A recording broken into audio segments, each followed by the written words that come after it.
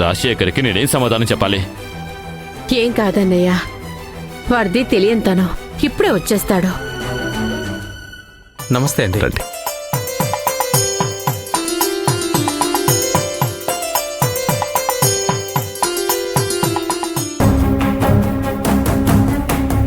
పవిత్ర, ఆది నీతో అన్నీ చెప్తాడు కదా.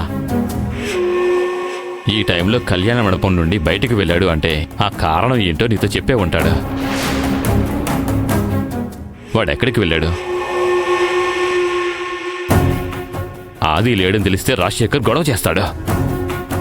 వాడికి నా మొహం ఎలా చూపించను? హాయ్ రాజశేఖర్ గారు, రండి. నమస్కారం అండి. పదండి. ఆది ఎక్కడికి వెళ్ళాడో నాకు తెలియదు మామయ్య. నాకేం చెప్పలేదు. రాత్రి నాకు బాగా అనీజీగా ఉంటేను ఎర్లీగా పడుకుండిపోయాను. ఓహో, నువ్వు కూడా సీతలాగే ఆది ఎక్కడికి వెళ్ళాడో నాకు చెప్పకూడదు అనుకుంటున్నావా? అంతేగా? మామయ్య, అదేం కాదు, నేను నిజం చెప్తున్నాను. ఆది ఎక్కడికి వెళ్ళాడో నాకు తెలియదు మావయ్య. మీరు చెప్పినవన్నీ నేను నమ్ముతాను, బానే ఉంది.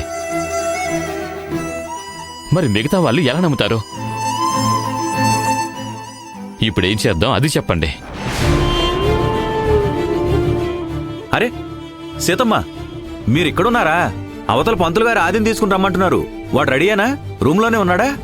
రై చక్రవర్తి, ఇక్కడేం చేస్తున్నారా? ముహూర్తం టైం దగ్గర పడుతోంది, రండి పోదాం.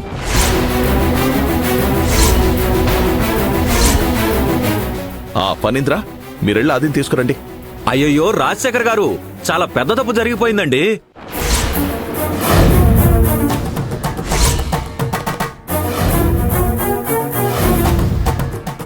తప్ప? ఏంటా తప్పు? నా మేనల్లుడు, అదేనండి మీ కాబోయే అల్లుడు ఆది.